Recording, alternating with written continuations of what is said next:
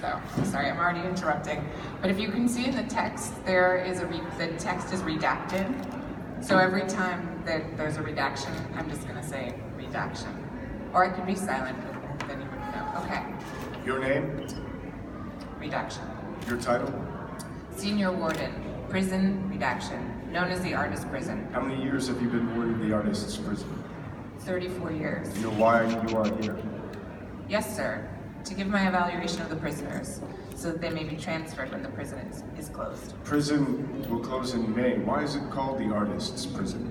Because of the punishments. Are all the prisoners artists? No, not all of them. Not when they arrive. But when they leave? It depends. But sir, very few of them have ever left. That's what we are here to discuss. You prepared a report on each prisoner? Yes. Then let's begin. Prisoner number 1, redaction, the water artist. Every morning after breakfast, prisoner number 1 is led back from the dining hall to his cell. He is searched. If he hasn't taken anything from the mess hall, he is escorted to the lavatory where he completes all discharges. During this time, his cell is searched for any materials that might be ground into pigment. Can you please explain? Redacted's time at redaction precedes my own. He wasn't incarcerated because he was a thief, but in my experience, he's a very adept one, finding any material that can be transformed into paint, ranging from his own excrement to toast. As a result, everything in his cell is white. His clothes, his sheets, the paint on the walls, and for the same reason, he no longer has a sink or a toilet in his cell. Please continue. After the prisoner is reintroduced to his cell, he's given a bucket of water and a single paintbrush, about 5 millimeters in diameter. The wall across from his bed has been specially covered in a thick cotton drawing paper, which runs the length of the room, about 3 meters wide. The paper is 1.5 meters tall.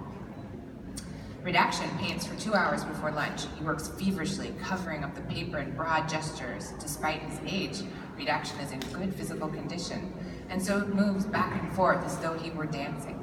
Sometimes the guards, who check on him through the small window every 15 minutes, observe him standing back and contemplating his work. To the guards, it looks like Redaction is staring at a blank wall. They see nothing at all. At lunchtime, prisoner number 1 is walked back to the dining hall, and after the meal, the process is repeated. He's searched, taken to the lavatory, and returned to his cell. He immediately begins painting again until dinner time. During dinner, the paintbrush and bucket are removed from his cell until the next morning. Redaction paints for 2 hours between breakfast and lunch, and for 4 hours between lunch and dinner. Every day, he contemplates a work of art, and every night, it evaporates. Only he can see his compositions. After dinner, thoroughly exhausted by the day's work, he sits on the edge of his bed and again contemplates the paper on the wall until he goes to sleep.